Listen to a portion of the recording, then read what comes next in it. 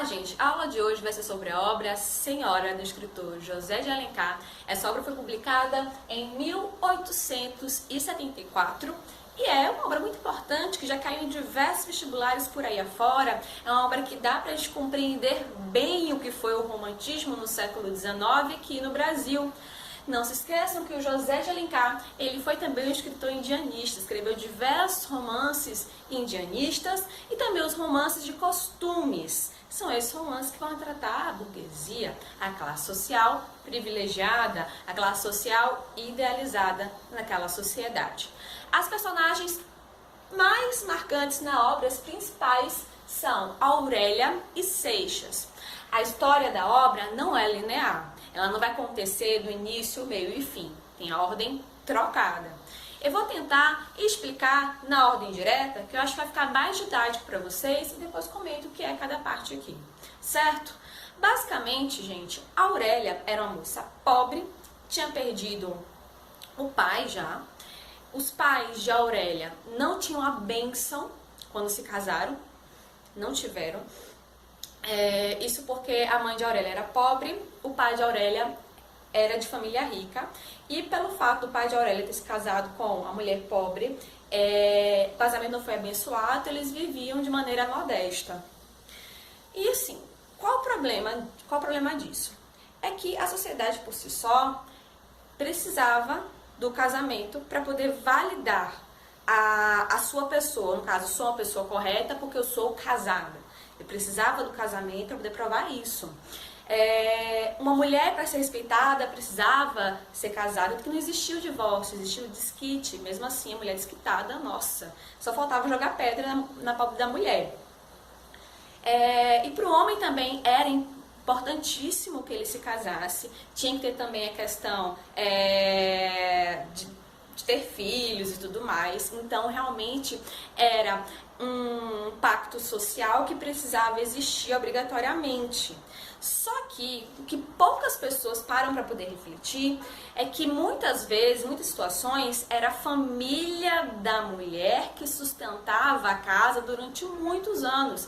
Isso porque para você casar era necessário que você tivesse um dote. E esse dote era um valor extremamente alto, claro que dependia da sua condição social, mas tinha que ser um valor considerável para que algum homem quisesse casar com a sua filha, que você estava dando para o varão, né? Que iria cuidar da sua filha para todo sempre, aquela coisa toda. Só que como a família de Aurélia era pobre, era mais difícil para ela. Então ela ficava dias e dias na sua janela esperando o belo dia que alguém ia se interessar por ela.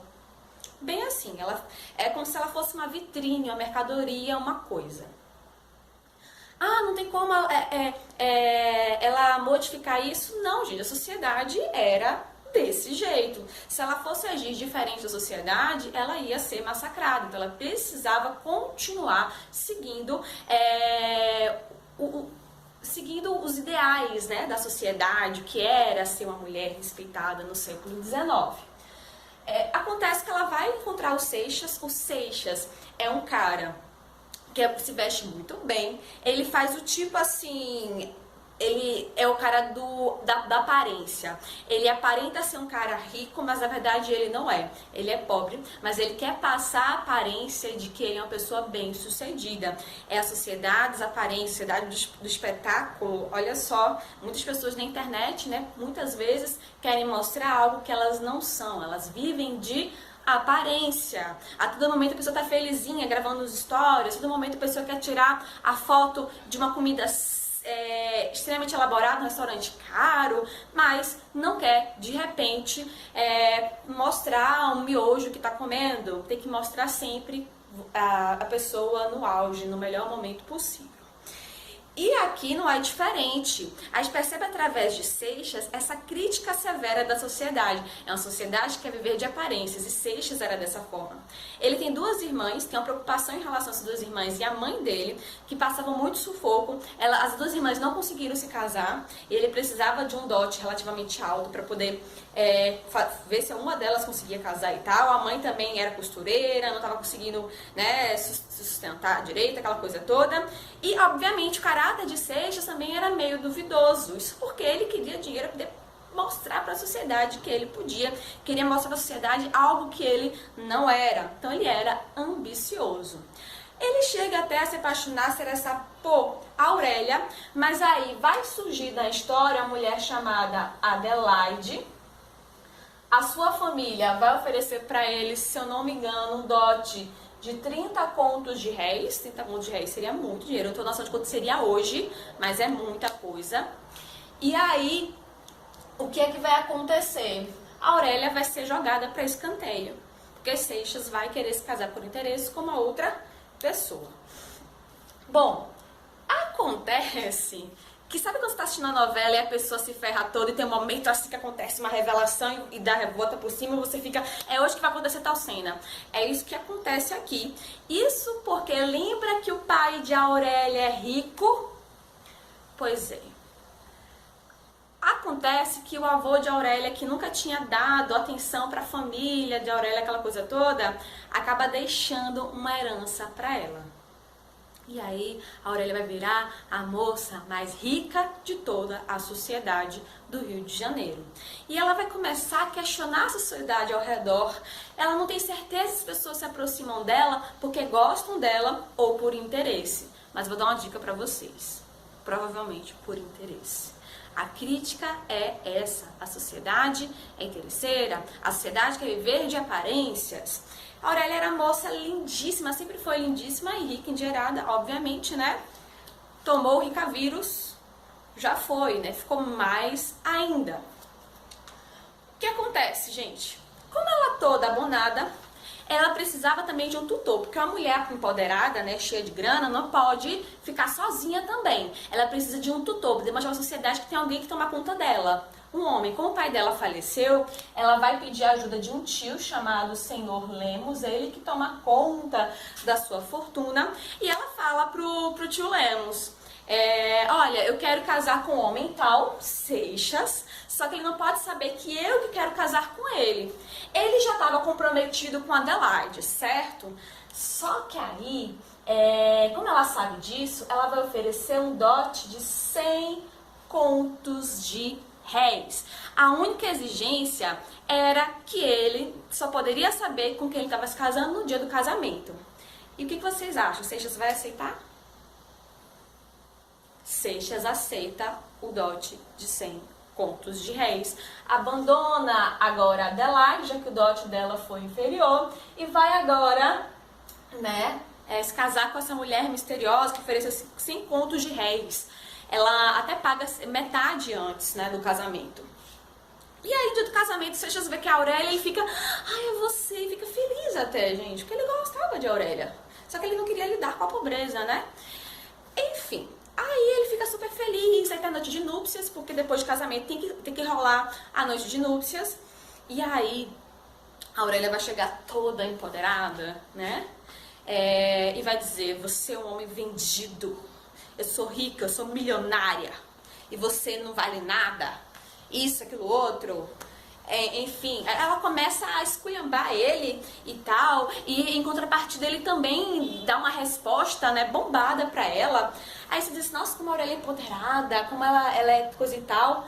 Eu não vejo tão assim, sabe? Porque a Aurélia, ao mesmo tempo que ela fala, eu sou rica, milionária e você é um homem vendido, quando ele começa a falar, você isso, quando começa a esculhambar, dar o troco, ela vai e fica chorando, se fazendo de coitada, de vítima, sabe? Então, de certo modo, é aquela mulher que no final das contas acaba se rendendo. Porque José de Alencar, gente, ele era um típico homem do século XIX. Ele nunca vai colocar uma mulher empoderada de verdade. Vai colocar uma mulher diferente, diferenciada, que é a Aurélia, mas não a ponto de transcender o homem, de ultrapassar o valor do homem. Bom, essa última parte, a parte do resgate, não sei se vocês lembram, mas no romantismo tem a ideia de maniqueísmo, né? Luta do bem com o mal.